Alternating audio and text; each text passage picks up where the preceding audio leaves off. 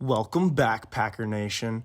I'm your host, Mitchell McHugh, coming back at you with another episode of The Packer People. We are the Packer People, Packer People. Today, we will be discussing the Packers' recent victory over the Saints this past Sunday, as well as looking forward to Thursday Night Football, where the Packers host the powerhouse Detroit Lions.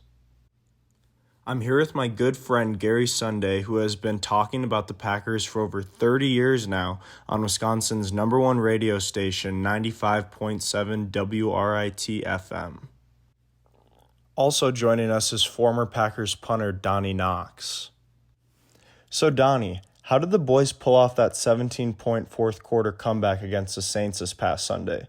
This was statistically the biggest fourth quarter comeback in more than 100 years of Green Bay Packer football.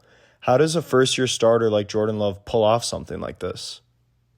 Well, Mitch, the team finally started trying, it seemed like. For 3 quarters, the Packers, and by extension, Jordan Love, looked absolutely terrible. But something clicked in the fourth. This is a gritty, young team, and I like what I see.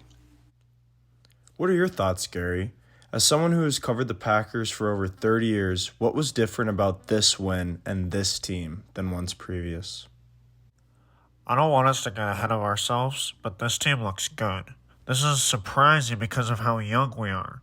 This win was the biggest comeback I have seen in my time covering the Packers. I am very excited about our future. As am I, Gary. Statistically, the Packers are the youngest team in the NFL with an average age of 24.9 years old. Donnie, did this just happen, or was this a deliberate plan by Coach Matt LaFleur in the front office? Well, Mitchell, I definitely think this was a deliberate plan to rebuild after the Aaron Rodgers era. We have a young QB who should be playing here a while, so it makes sense that his core is also his same age, so they can play together for a long time. Looking forward to this Thursday's game against Detroit, the Packers definitely have their work cut out for them. Lions wide receiver Amon-Ra St. Brown had 102 receiving yards last week, which was his third 100-yard receiving game in 3 weeks. How did the Packers' secondary slow down such a weapon, Gary? Well, having Jair Alexander back would be a huge help. He is the second highest rated cornerback in the league and by far the Packers' best defensive back. Having him play against Amon-Ra on Thursday would be huge in trying to slow down the star receiver.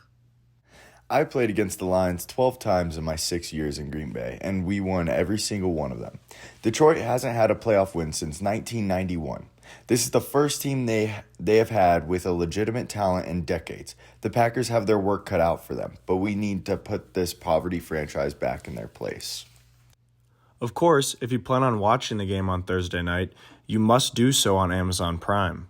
Amazon saw its yearly sales rise 9% thanks to its acquisition of Thursday Night Football, which equals to $150 billion in revenue in the fourth quarter of last year. Gary, how do you feel about not being able to watch the game unless you have an Amazon subscription? I'll tell you what, Mitch, I think it is ridiculous. I've watched Packer games for 30 years, and all of a sudden, I need a subscription to some streaming service just to watch my team play? Of course, we're all going to do it, but I think it is absurd to ask that of the casual NFL fan. I agree.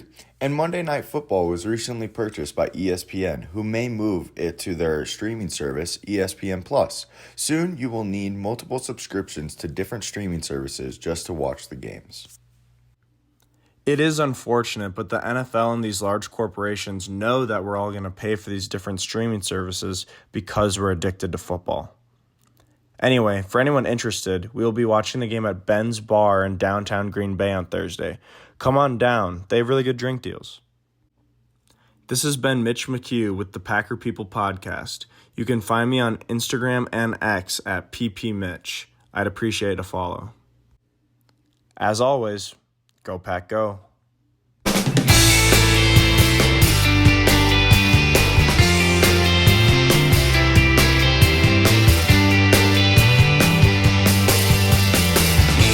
Make sure to tune in next week where we will recap the game against the Lions as well as look forward to our next contest down in Vegas against the Raiders on Monday Night Football.